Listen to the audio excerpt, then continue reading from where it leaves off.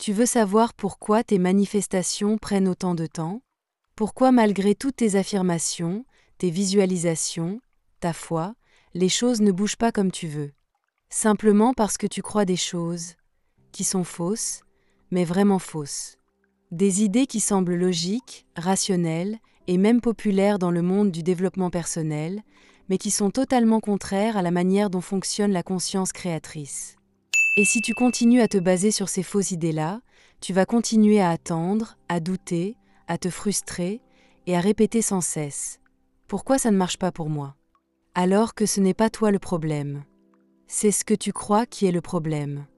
Et dans cette vidéo, je vais t'ouvrir les yeux sur 3 croyances très fréquentes, que tu as sûrement toi aussi, et qui t'empêchent de voir tes manifestations se réaliser.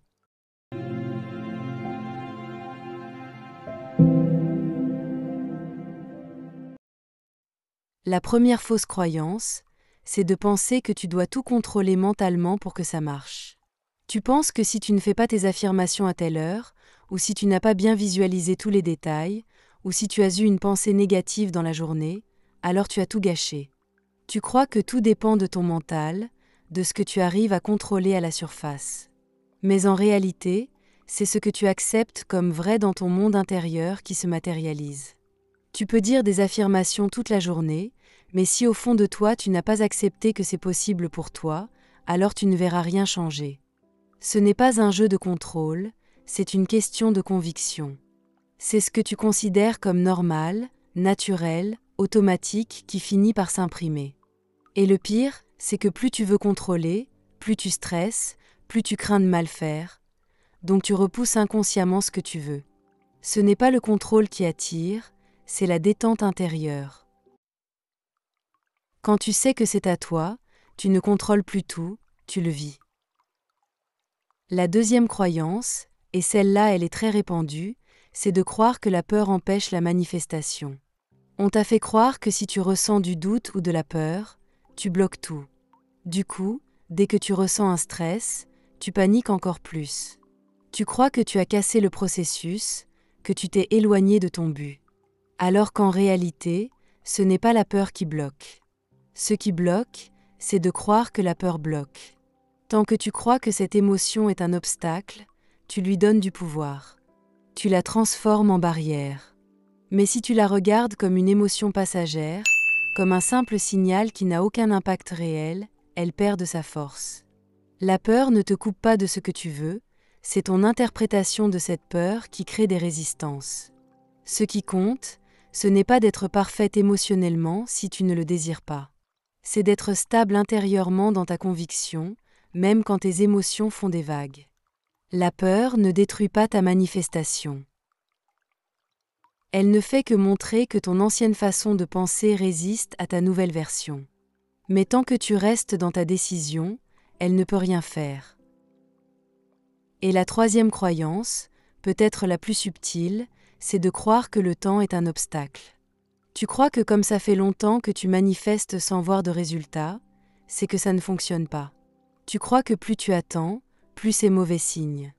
Alors tu te décourages. Tu perds la foi, tu veux tout jeter. Mais en fait, le temps n'a rien à voir avec l'accomplissement. Le temps, c'est juste un décalage entre ta décision intérieure et sa matérialisation. Ce n'est pas une punition, ce n'est pas une preuve d'échec. C'est juste un espace où ton monde extérieur est en train de s'ajuster à ta nouvelle certitude. Mais si tu passes ce temps-là à douter, à compter les jours, à vérifier les signes, alors tu changes de direction sans arrêt. Tu coupes ton propre courant. Et tu recommences. Le temps ne teste pas ta capacité à mériter. Il te montre juste à quel point tu es stable dans ce que tu as affirmé comme étant à toi. Ce sont 3 croyances simples, mais elles créent des blocages puissants si tu ne les remets pas en question. Ce qui te fait stagner, ce n'est pas un manque de pratique, ni une mauvaise technique. C'est souvent une idée à laquelle tu continues de croire, sans même t'en rendre compte. Et tant que tu crois que tu dois être parfaite, que tu dois éviter toute peur, et que tout doit arriver vite, tu te tires une balle dans le pied. Tu compliques ce qui est censé être naturel.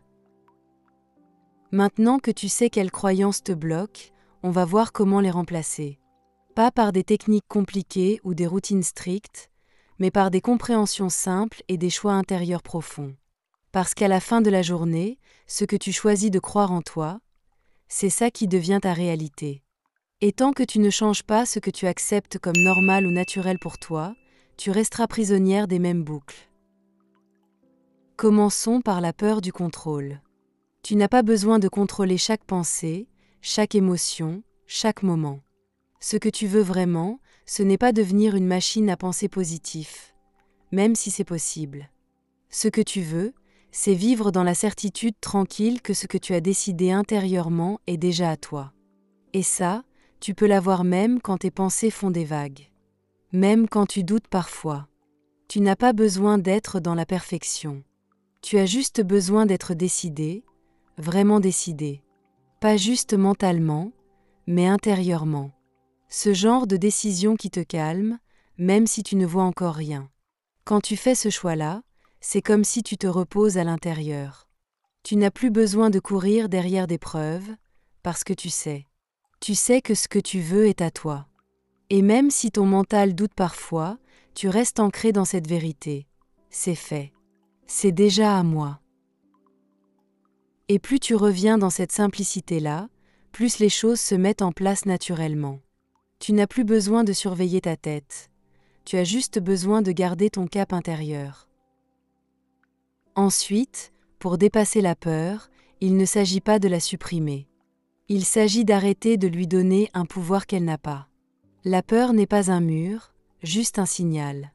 Et quand tu ressens cette peur, ce doute, cette panique intérieure, pose-toi une question très simple. Est-ce que j'ai vraiment envie de croire que cette peur est plus forte que ma décision ? Est-ce que cette émotion mérite de me faire changer d'avis sur ce que j'ai décidé ? Parce que c'est tout ce qu'elle essaie de faire, te faire douter de ta propre puissance. Mais tu n'es pas obligé de l'écouter. Tu peux arrêter de la nourrir. Tu peux la regarder passer, sans l'adopter comme vérité. Tu peux même vivre ta journée avec elle en fond sonore, sans la laisser t'empêcher d'agir comme la version de toi qui sait que c'est déjà à elle.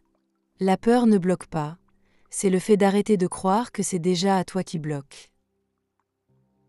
Donc à chaque fois que la peur revient, réponds-lui intérieurement « Ok, t'es là, mais ça ne change rien. C'est toujours à moi, je décide toujours. » C'est ça qui fait toute la différence.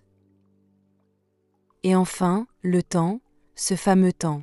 Si tu veux vraiment transformer ta relation au temps, il faut que tu arrêtes de le voir comme un test ou une punition. Le temps, c'est juste une illusion logique dans laquelle ta conscience fait son chemin. Tu ne dois pas attendre que la vie décide si tu mérites ou non. Tu dois accepter profondément que ce que tu veux est déjà vrai pour toi, peu importe si tu le vois ou pas encore. Et plus tu choisis de vivre comme si c'était déjà là, plus tu raccourcis naturellement le temps entre ta décision et sa manifestation. Pas parce que tu veux aller plus vite, mais parce que tu es déjà à l'aise avec l'idée que c'est fait. C'est comme quand tu commandes quelque chose en ligne et que tu ne passes pas ta journée à vérifier si le colis est parti. Tu sais que c'est commandé. Tu n'as pas besoin de courir après le livreur. Tu vis ta vie normalement, en sachant que ça arrive. Cette paix-là, elle ne vient pas d'un miracle. Elle vient d'une décision intérieure. Et c'est cette décision qui fait bouger les choses, même quand tu ne regardes pas. Ce n'est pas une question de technique, ce n'est pas une question de perfection, c'est une question de position intérieure. Est-ce que tu continues à courir derrière ce que tu veux, ou est-ce que tu décides que c'est déjà à toi et tu laisses la vie s'en occuper à sa façon ? C'est cette posture-là qui change tout. Ce n'est pas ton cerveau qui manifeste, c'est ta conscience. Et ta conscience, elle se manifeste selon ce que tu acceptes comme étant déjà vrai pour toi. Alors maintenant, respire un bon coup. Rappelle-toi ce que tu veux, pas comme un rêve lointain, mais comme quelque chose qui existe déjà en toi. Et vis ta journée avec cette idée simple. Je ne cours plus derrière ce qui est déjà à moi car c'est fait, et ça, c'est suffisant. Alors abonne-toi pour continuer à recevoir ce genre de rappels qui participent à éveiller ta conscience.